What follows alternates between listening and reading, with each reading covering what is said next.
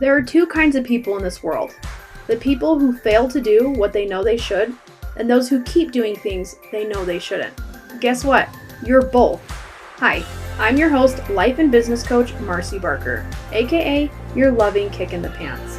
In this podcast, I'll teach you the 6 steps of my accountability code that will help you wake up with clarity and show up with aligned action steps that make follow through easy and peaceful. All right, let's jump in. Hello, my beautiful people. I am really excited to do a quick overview and review of the accountability code. Yesterday, I was not featured yet. I recorded a podcast with a cute friend that I met on the Marketers Cruise, and the podcast will become live the end of February. But there are so many good things that I said on that, and I realized it's because people were asking me questions trying to understand what accountability truly means. And I was like, this podcast is so good, and I really like it. And I thought, it's time to do a review on my own podcast about what accountability really means.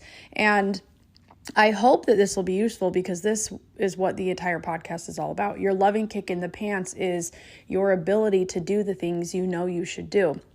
She asked me how the accountability code came to be. And I always love telling this story because I feel like it is the very thing that has made me an expert in accountability is my ability to walk the walk before I talk the talk. Or, at the same time, because really accountability is being able to do the things you say you're going to do. And really when you get into accountability, people who are accountable are not better than anybody else. They're not more powerful. They're not more smart. And it's nothing like that. Really, the ability to be accountable means that you're doing things that you know you should do and not necessarily what other people think you should be doing. So the accountability code, first off, I told her I never wanted to write a book. Did you guys know that? Actually, in 2017, I put write a book on my vision board because I felt like I had to. I felt like everybody around me was like, this is something that goes on your vision board, write a book. It was just the thing that would put you on stages and get you speaking engagements and just, kind of turn you into this big persona of what people wanted to be. So it went on my vision board. It stayed there for a little bit. And then quickly I took it off because I was like, I'm not even a writer. I was the C's get degrees kind of person. And I was definitely okay with being average for a long time. And so when I was part of a big production, it was a competition for business owners to scale. My mentor said, all of you are going to write 3 books in 6 months to establish yourself as an expert. And I was like, 3 books in 6 months? No, thank you. But I think I'll do 1 because I trusted my mentor that writing a book would be something that would definitely elevate me in my business. And I wanted to create something different. And at the time, the pillars in my business were movement, mindset, and nutrition. And I can't tell you how many books I've picked up on fitness and wellness. And you want to know what's crazy funny is that majority of my books on fitness came from library sales. Like when libraries are getting rid of books that are no longer interesting to people, they do a big sale and get rid of them. And I thought, I am not going to be creating a fitness book that ends up in a library sale for $1. And the other percentage of my fitness books came from Walmart, like a $5 bin. So I knew that doing something fitness related was not something I wanted to do, especially because you can find so much stuff on the internet already. I wanted to create something that was different. So I accepted the idea of writing a book, especially because I had a mentor that would show me exactly what to do. And it was associated with this big goal in this competition. And that definitely played to my ego of wanting to get it done. So I set off on my journey of writing a book, and I followed a very specific format that my mentor gave me, and I just plugged away at it. And I joke that my book is called My 5th Baby because it took 40 weeks from idea to delivery. So I actually knocked it out pretty quick. That's actually really fast for a book that is 120,000 words, which is how long my book is. So I had spent so much time putting together this book, and when I thought I was done, I would hand it over to the publisher because the agreement was they would take care of the editing, the design, and the publishing. So I was working with them and saying, okay, hey, the book is done.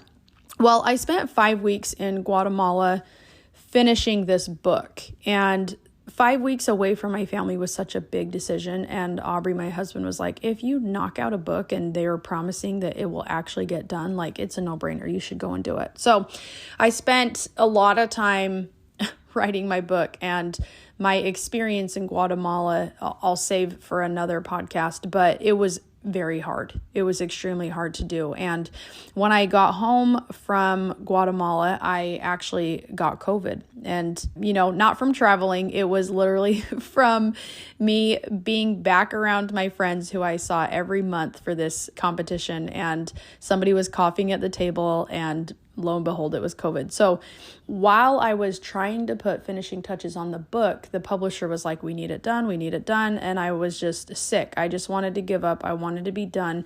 And I just begged Aubrey to validate my decision to just quit everything and just, maybe die in my bed. And so he's like, no, it's going to be great. You'll be fine. You're almost there. Get it done.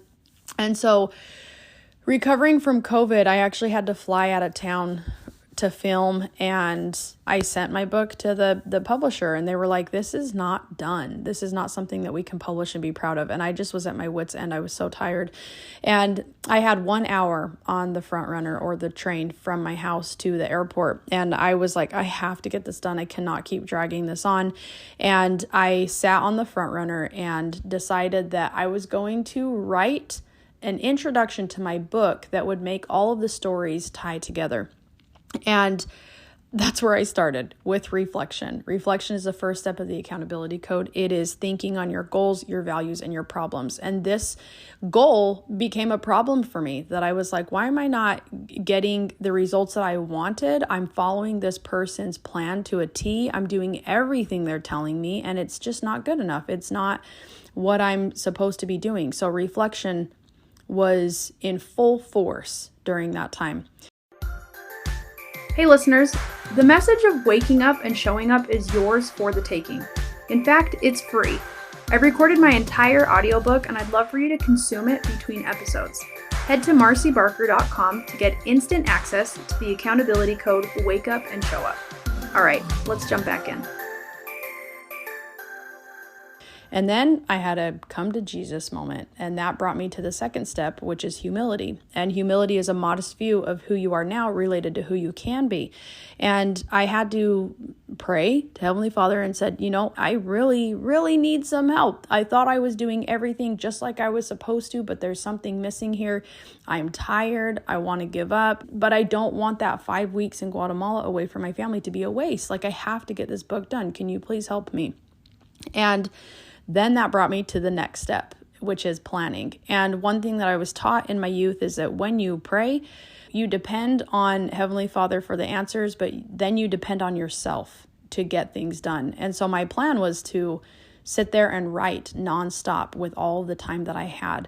And so I set off and I started implementing, which is the fourth step. So implementing is putting into use your desired skills or values. So my value was I did not want my past to be a waste. And my skill was I've come this far. I've written over 100,000 words about how to follow through.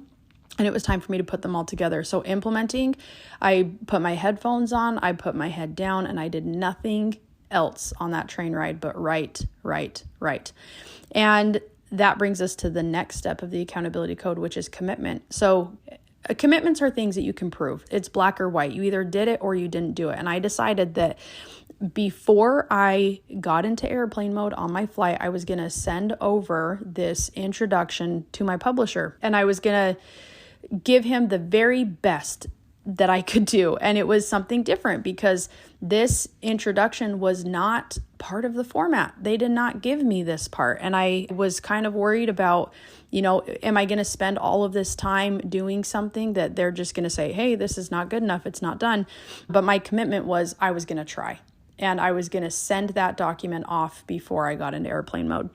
So I wrote, and it came out to be about 15 pages of me doing my very best to explain exactly what it means to be accountable, why it matters, why the human experience desires to be more, and why we have these feelings of why do I want to do this? And the awareness of like, why am I not doing these things that I care about? Because we all fit into those two categories. You're either doing something you know you're not supposed to, or you're not doing the things you know you should. And I did my best to explain why accountability matters and how I had the very way for people to learn how to do that. So I sent it off.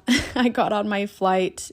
I was telling her on the podcast that I was sitting in a wheelchair waiting for my car rental because that's how tired I was.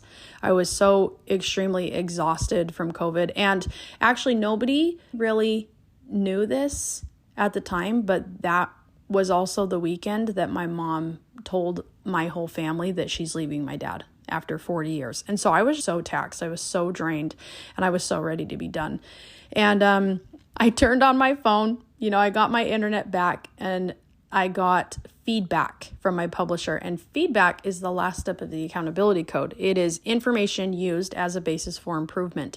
And I opened up the email and the publisher said, Finally, this is something that we are proud to publish. And finally, everything makes sense. All of your stories now make sense because there's the purpose there and there's the exact framework of how people can learn to be accountable. And it was a breath of fresh air. I was so glad. I was so excited. And not just because I was done, but because in that moment I was fulfilled because I was teaching people how to be accountable only because I learned to be accountable. I was able to walk the walk in a way that made me extremely confident in talking the talk.